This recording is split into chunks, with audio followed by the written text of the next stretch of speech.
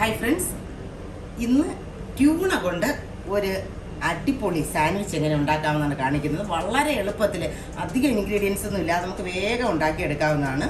ഞാനിവിടെ ഒരു സവോള ചോപ്പ് ചെയ്ത് വെച്ചിട്ടുണ്ട്. വലിയ സവോള ആയിരിക്കണം. പച്ചമുളക് ഒരെണ്ണം മതി, അത് ഞാൻ ചെറുതായിട്ട് ചോപ്പ് ചെയ്ത് വെച്ചിട്ടുണ്ട്. ഒരു ടൊമാറ്റോ, അത് ഞാൻ അതിൻ്റെ സ്കിന്നൊക്കെ കളഞ്ഞിട്ടാണ് ചോപ്പ് ചെയ്ത് വെച്ചേക്കുന്നത്.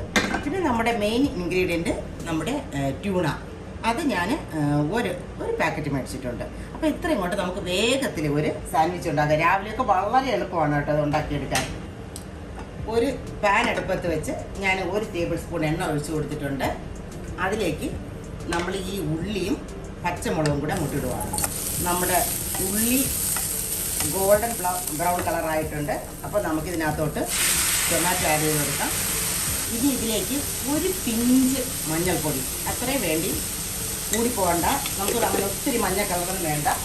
പിന്നെ ഒരു ഇച്ചിരി കുരുമുളക്, അത് ഞാനൊരു പിഞ്ച് ചേർക്കുന്നേ ഉള്ളൂ. ഇത്രയും നമ്മുടെ ടൊമാറ്റോ വഴണ്ട് വന്നിട്ടുണ്ട്. അപ്പോൾ നമുക്ക് ട്യൂണ പൊട്ടിച്ചിട്ട് കൊടുക്കാം. ഞാൻ വെള്ളം, അതിൻ്റെ ഓയിലെല്ലാം കളഞ്ഞ് വെച്ചിട്ടുണ്ട്. അത് നമുക്കറിയാം ട്യൂണ ഇനി അധികം വേകാനൊന്നുമില്ല. ഒരു ഇച്ചിരി ഒന്ന് ഒരു 2 മിനിറ്റ്, ട്യൂണ ഇട്ട് കഴിഞ്ഞ് 2 മിനിറ്റിൻ്റെ ആവശ്യമേ ചെറിയ കഷ്ണങ്ങളാക്കി ഇതോടൊന്ന് മിക്സ് ചെയ്തെടുക്കാം.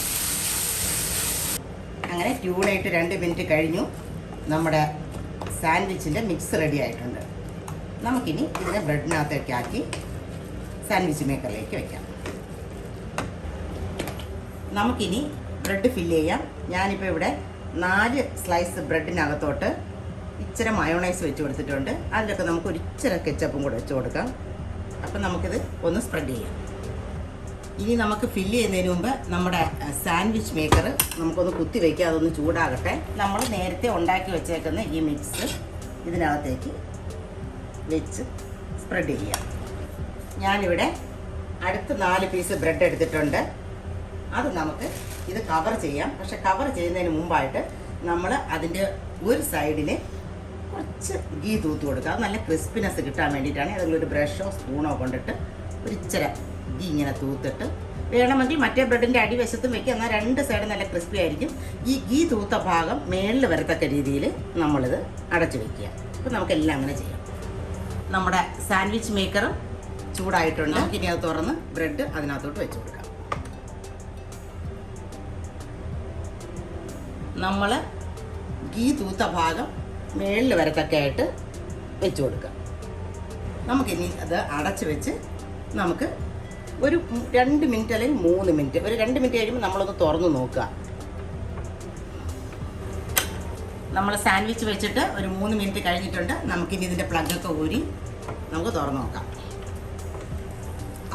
നല്ല ക്രിസ്പി ആയിട്ടുള്ള സാൻഡ്വിച്ച് റെഡി ആയിട്ടുണ്ട്. ഞാനിത് സാൻഡ്വിച്ച് മേക്കറിൽ നിന്ന് എടുക്കുവാണ്.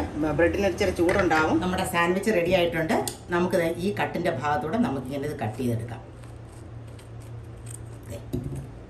ഈസി ആയിട്ടുള്ള, വളരെ ക്രിസ്പി ആയിട്ടുള്ള, നമ്മുടെ പുറത്ത് ഗീ തേച്ചത് കാരണം നല്ല ക്രിസ്പി ആയിരിക്കും. എല്ലാവരും ഉണ്ടാക്കി നോക്കണം. Okay, by.